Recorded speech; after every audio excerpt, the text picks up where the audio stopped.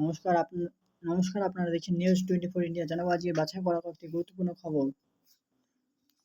মর্মান্তিক যে শিশুটি দেখাশোনা করতেন তাকে বাঁচাতে ছুটে গিয়েছিলেন মেয়েটি, কিন্তু শেষ রক্ষা হলো না। মুম্বাইয়ের ফ্ল্যাটে আগুনে পুড়ে দুজনের মৃত্যু। বড়সড় পদক্ষেপ হবে। গাজা পরীক্ষায় পাইলটের পজিটিভ হওয়ার পর এয়ার ইন্ডিয়াকে দায়িত্ব নিতে বলল সরকার। মাসে 10,000 টাকার বেশি উপার্জন করে সেই মহিলা কি পাবে অন্নপূর্ণা যোজনা? টাকা স্পষ্ট করলেন শুভেন্দু অধিকারী। নদী পাড়ে বিবস্ত্র তরুণীর পাশে পড়ে পুরুষের দেহ, একদিন পর জানা গেল পরিচয়, শক্তিগড়ের রহস্য। এক পরিবারে কতজন মহিলা অন্নপূর্ণা যোজনা পেতে পারেন? সরকারি নিয়ম জানুন। আজানে বাধা নেই, মসজিদে মাইক সরানোর অভিযোগে মামলা, রাজ্যকে রিপোর্ট দিতে নির্দেশ হাইকোর্টের। IIT Kharagpur student death, class করতে গিয়ে 3 তলা থেকে পড়ে গেলেন দ্বিতীয় বর্ষের ছাত্র, আইআইটি খড়গপুর ফের মৃত্যু। মাসে 99 টাকা দিয়ে আজীবন পেনশনের সুযোগ, জানুন কারা পাবেন সুবিধা। চিকিৎসার জন্য একাধিক শহর ফ্রিতে যাত্রা, সুপ্রিম কোর্টের নির্দেশ, বদলাচ্ছে ট্রেনের নিয়ম। বন্দে মাতরম গাইতে হবে না, মানতে হবে 7টি নিয়ম, স্কুলগুলির জন্য বড় নির্দেশ। আধার অ্যাপে পিন বদলাবে কিভাবে? ঘরে বসে মিনিটে কাজ করুন।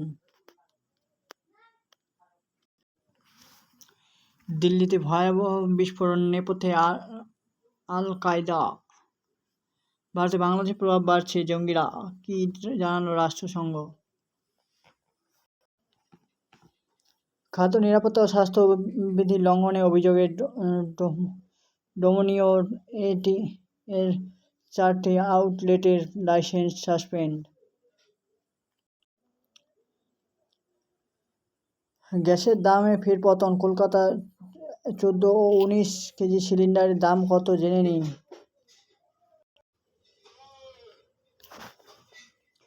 গোটা স্টেডিয়াম জানালো সম্মান, বাবার মৃত্যুর পর প্রথমবার মাঠে নেমেই অনুরাগীদের মন জিতল মেসি। মাসে 10,000 বেশি আয় মিলবে না অন্নপূর্ণার, 3,000, জেনে নিন সব শর্ত।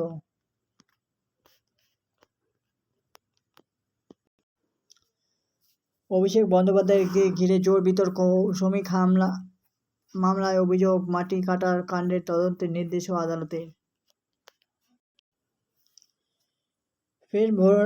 পেট ভরে খাবেন দুষ্টরা, পুজোর সময় চলবে স্পেশাল এমএলএ ক্যান্টিন, ঘোষণা কৌস্তবে। এক পরিবার কতজন মহিলা অন্নপূর্ণা যোজনা পেতে পারেন? সরকারি নিয়ম অনুযায়ী নিয়ম জানুন। বাস পরিষেবা আধুনিকীকরণে আসছে স্মার্ট শেল্টার থেকে ই-চার্জিং, কি পরিকল্পনা সরকারের? চুটিচাটা ভার্সেস বুটচাটা, কল্যাণ এজিট নজিরবিহীন সংঘাতের উত্তপ্ত কলকাতা হাইকোর্ট। আরজিকর কাণ্ডে তথ্য প্রমাণ লোপাটের অভিযোগে গ্রেপ্তার প্রাক্তন তৃণমূল বিধায়ক নির্মল ঘোষ। সবথেকে বেশি ট্রেন রেলের রিপোর্ট কার্ডে ডাহা, ফের হাওড়া, বাংলার মুখ রক্ষা করলো এই 2 ডিভিশন।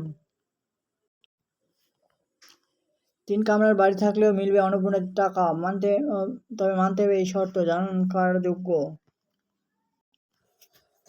এতক্ষণ আপনারা শুনলেন শিরোনাম, এবার জানাবো বিস্তারিত। মর্মান্তিক যে শিশুটি দেখাশোনা করতেন তাকে বাঁচাতে ছুটে গিয়েছিলেন মেয়েটি, কিন্তু শেষ রক্ষা হলো না। মুম্বাইয়ের ফ্ল্যাটে আগুনে পুড়ে দুজনের মৃত্যু। 11 আগস্ট রাত প্রায় 10টা 2 মিনিটে ভিলে পারলে ব্যাপটিস্টা রোডে ওই 12 তলা শান্তা ভবনে নামে একটি আবাসিক ভবনে এই ভয়াবহ ঘটনাটি ঘটে। ওই ভবনে 11 তলায় 2টি ফ্ল্যাটে আগুন লেগে যায়। মুম্বাইয়ের ভিলে পার্লে এর একটি আবাসিক ভবনে 11 তলার আগুন লেগে এক মহিলা এবং 2.5 বছরের এক শিশু মৃত্যু হয়েছে, আহত হয়েছে আরও 6 জন। মঙ্গলবার রাত প্রায় 10টা 2 মিনিটে ভিড়ে পারলে ব্যাপটিস্টা রোডে অবস্থিত 12 তলার শান্ত ভবন নামে ওই ভবনে এই ঘটনা ঘটে। 11 তলার 2টি ফ্ল্যাটে আগুন লেগেছিল বলে জানা গিয়েছে। মঙ্গলবার রাতে ভিড়ে পারলে পশ্চিমে শাস্তা ভবন আবাসনের 11 তলার একটি ফ্ল্যাটে আগুন লাগার পর 23 বছর অঙ্কিতা ছেত্রী সেই বেডরুমের দিকে ছুটে যান যেখানে 2.5 বছরের ছোট্ট আবির বাতাভিয়া ঘুমিয়েছিল। তিনি শিশুটির কাছে পৌঁছে তাকে রক্ষা করার চেষ্টা করেন। ততক্ষণ ঘর ধোঁয়াশা হয়ে উঠেছিল। অঙ্কিতা আরেকবার আবিরকে নিয়ে সংলগ্ন বাথরুমে চলে যান। সম্ভবত তিনি আশা ছিল সেখানে আগুন এবং ধোঁয়া থেকে তার কিছুটা সুরক্ষা পাবে, কিন্তু ধোঁয়ার দম বন্ধ হয়ে দুজনেরও মৃত্যু। ছেত্রী কোলেই আবির দেহ পাওয়া যায়। এই মর্মান্তিক ঘটনার মধ্যে একটি নিষ্ঠুর অধ্যায় যুক্ত। আবিরের পরিবার সদস্য কুপার হাসপাতালে জড়ো হলেও ছেত্রীর দেহ মর্গেই পড়েছিল। হাসপাতালের কর্তৃপক্ষ জানায় তার ময়নাতদন্ত করা সম্ভব হয়নি, কারণ সব কাজ সম্পন্ন করার জন্য অঙ্কিতা কোনো রক্তের সম্পর্কে আত্মীয় উপস্থিত ছিলেন না সেখানে।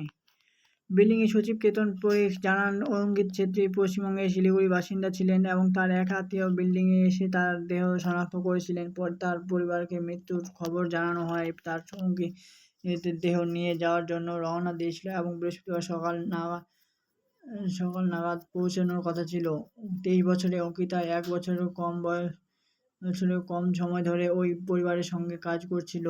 আবিরের বাবা-মা সিদ্ধার্থ এবং জৈনের বাড়িতেই ছিলেন।